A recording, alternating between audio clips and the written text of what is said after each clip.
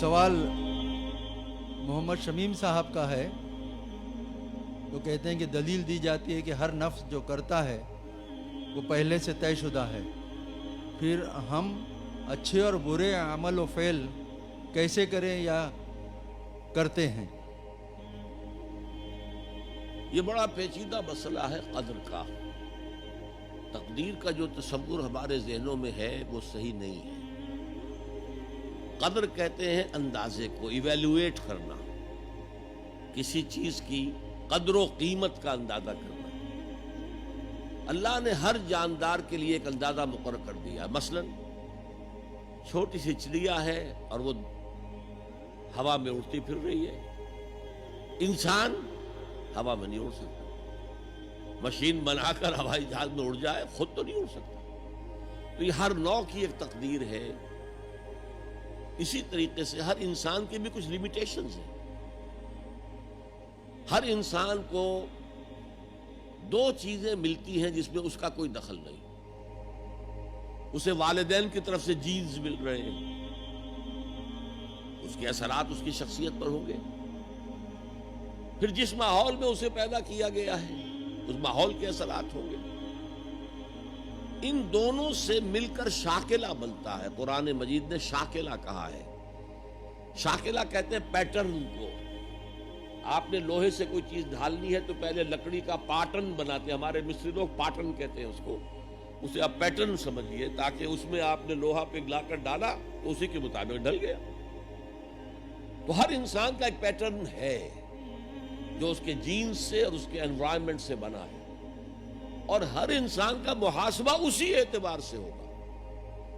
اگر کسی کے شاکلہ میں 100% نیکی کا اللہ تعالی نے صلاحیت رکھی تھی اور اس نے 40% کی ہے، وہ مارا گیا.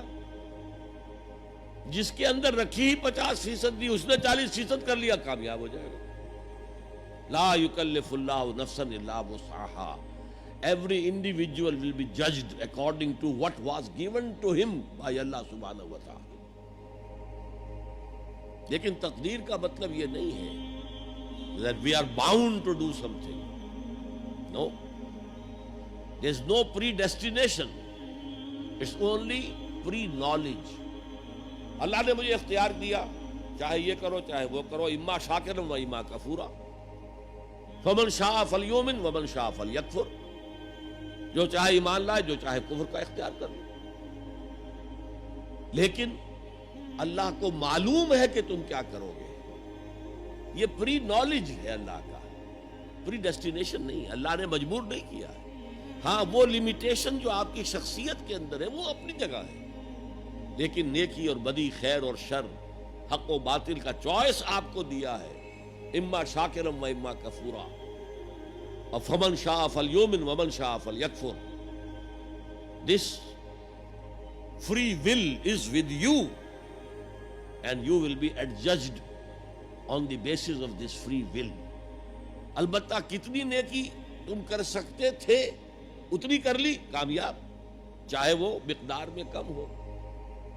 اب جب غزوہ تبوک کے موقع پر حضور نے مسلمانوں سے کہا یہ جیش العسرہ ہے، ساز و سامان چاہیے، اب لاؤ پیسے پیش کرو. حضرت ابوبکر نے اپنا سارا اثاثہ لا کر رکھ دیا. پوچھا اپنے بال بچوں کے لیے کچھ چھوڑ کر آئے ہو؟ کہ کچھ نہیں چھوڑا. صدیق کے لیے ہے خدا کا رسول، بس اللہ کا نام چھوڑ کر آیا. اب حضرت عثمان نے بہت دولت دی اس وقت. ایک غریب انصاری، اس نے ساری رات ایک یہودی کے باغ میں وہ کنویں سے پانی کھینچ کر باغ کو سیراب کیا. صبح کو اسے کچھ کھجوریں مل گئی اجرت کے طور پر. اس نے آدھی لا کر اپنے بال بچوں کو دے دی، گھر کا نفقہ، نان نفقہ شام تک کے لیے. آدھی حضور کے سامنے لا کر رکھ دی. جو منافقین موجود تھے انہوں نے تمسخر اڑایا. ہاں جی ہاں، بغیر ان کھجوروں کے تو یہ لشکر جا ہی نہیں سکتا، یہ تو بڑا، یہ تو بہت. حضور نے کیا کہا؟ ان کھجوروں کو اس پورے ڈھیر کے اوپر پھیلا دو، اللہ کی نگاہ میں یہ اس پورے ڈھیر سے زیادہ بھاری ہے. آپ جو کچھ کر سکتے ہیں کیجئے. اللہ تعالیٰ کی لاٹھی اندھے کی لاٹھی نہیں ہے جو برابر چلے سب پر، بلکہ ایوری انڈیویجول اس کے علیحدہ علیحدہ حساب ہوگا۔ اللہ کا کمپیوٹر بہت بڑا ہے، بہت بڑا ہے، بہت بڑا ہے، وہ ہر ایک کی قدر و قیمت کا تعین کر لے گا۔ اگلا سوال، آپ نے کہا تھا جس نے قرآن کو جھٹلایا وہ عنقریب خسارے میں ہے، تو قرآن اور حدیث کی کتابیں ہونے کے باوجود بھی ہمارے علماء مسجدوں میں، گھروں میں اور درسوں میں قرآن کی باتیں چھوڑ کر بزرگوں اور اماموں کی کتابیں کثرت سے پڑھتے اور پڑھاتے ہیں۔ کیا ہمارے علماء یہ نہیں جانتے کہ قرآن ہی بخشش کا ذریعہ ہے اور قرآن میں ہی سب فضائل اور مسائل ہیں؟ پھر وہ ایسا کیوں کرتے ہیں؟ تسلی بخش جواب دیں۔ میرے پاس یہ اختیار تو نہیں ہے کہ آپ کی لازماً تسلی کرا دوں، البتہ میں عرض کرتا ہوں علماء کرام کو برا بھلا کہنے کی بجائے اپنے گریبانوں میں جھانکیے۔ آپ خود کیوں نہیں پڑھتے دین کو؟ آپ نے ڈاکٹری پڑھی، آپ نے انجینئرنگ پڑھی، آپ نے MBA کیا، آپ نے کمپیوٹر سائنس کے اندر MSc کیا، آپ کیوں نہیں پڑھتے؟ آپ نے یہ مولوی پروفیشن کریٹ کیوں کیا ہے؟ اسلام میں کوئی مولوی پروفیشن نہیں ہے۔ اسلام میں نہ پاپائیت ہے نہ برہمنیت ہے۔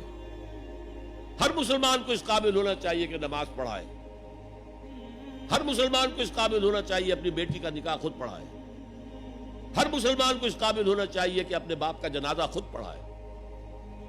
جو دعا اس کے دل کی گہرائی سے نکلے گی وہ کسی عالم دین کے دل سے نکل سکتی ہے۔ تو اصل میں ہم نے اختیار کیا دنیاوی تعلیم، جس میں پیسہ ہے، جس میں عزت ہے، جس میں گلیمر ہے، جس میں اونچے کیریئر ہیں، اور ہم نے باقی کام چھوڑ دیا ہے علماء کے کہ تو پھر ان پر تنقید کرتے ہیں۔